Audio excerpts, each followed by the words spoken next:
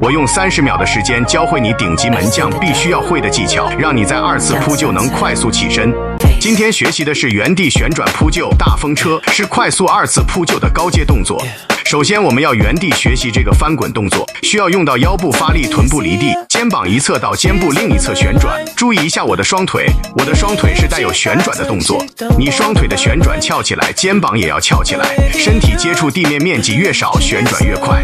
起来的时候可以双手或者单手起身，一定要注意脚交叉起身，这样就可以立马蹬腿扑球。